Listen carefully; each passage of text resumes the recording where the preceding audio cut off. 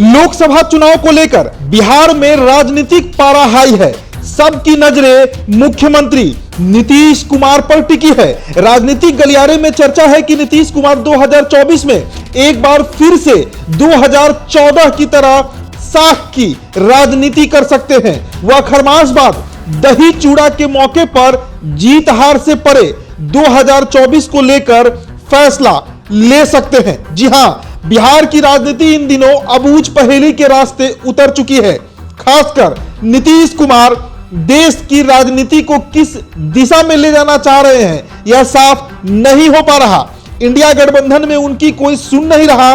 परस्पर विरोधी बयान भी आ रहे हैं। बीजेपी उनके लिए दरवाजा, खिड़की, शटर सब बंद कर चुकी है। ऐसे में नीतीश कुमार के सामने यह यक्ष प्रश्न तो है ही।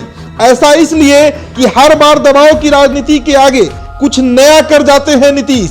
मसलन इंडिया में रहकर राष्ट्रपति हेतु कांग्रेस उम्मीदवार प्रणब मुखर्जी को वोट देना, या फिर महागठबंधन में रहकर राष्ट्रपति हेतु बीजेपी उम्मीदवार द्रौपदी मुर्मू को पार्टी को वोट देना। ऐसे कई निर्णय हैं जो आम अनुमान से परे होते हैं। 2014 के लोकसभा चुनाव के दौरान यह जानते हुए कि अकेले चुनाव में जाने से नुकसान होगा, पर वह गए और नुकसान भी उठाया। वर्तमान भी जेडीयू की चौखट पर कुछ ऐसी ही दस्तक देते हुए दिख रही है। बिहार की राजनीति पर गौर करें तो अभी तक नीतीश कुमार ने कांग्रेस और आरजेडी के साथ मिलकर एक भी लोकसभा का चुनाव नहीं लड़ा है।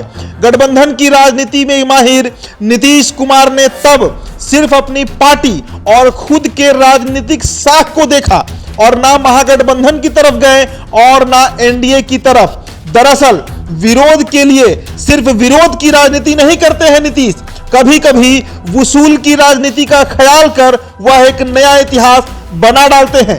2014 का लोकसभा चुनाव के समय नीतीश कुमार वाम दल के साथ अकेले इसलिए चले गए कि उन्हें नरेंद्र मोदी का चेहरा पीएम के रूप में पसंद नहीं था। नीतीश तब लाल कृष्ण आडवाणी को बतौर पीएम समर्थन करना चाहते थे, लेकिन बीजेपी पूरी ताकत के साथ नरेंद्र मोदी के साथ खड़ी थी। दरअसल नरेंद्र मोदी का कट्टर हिंदूवादी चेहरा, गुजरात में हुआ गोधरा कांड आदि ऐसी कई बातें थी जो नीतीश के सेकुलरिज्म के विरोध में थी। सबसे पहले नरेंद्र मोदी के बिहार आगमन के दौरान पहले से निर्धारित भोज को कैंसिल कर नीतीश ने यह संकेत दे डाला कि जदयू नरेंद्र मोदी वाली बीजेपी के साथ नहीं है और वह चुनाव में सीपीआई के साथ गठबंधन में उतरे। 2014 की लोकसभा में तब बीजेपी को बिना नीतीश कुमार 22 सीटें हासिल हुई थी। तब बीजेपी ने 31 सीटों पर ही चुनाव लड़ा था और बाकी 9 सीटों में 6 लोजपा और 3 सीटें उपेंद्र कुशवाहा की तत्कालीन रालोसपा को दी थी। वहीं नीतीश कुमार की पार्टी जदयू 38 लोकसभा क्षेत्र से चुनाव लड़ी और महज 2 सीटें ही जीत पाई थी।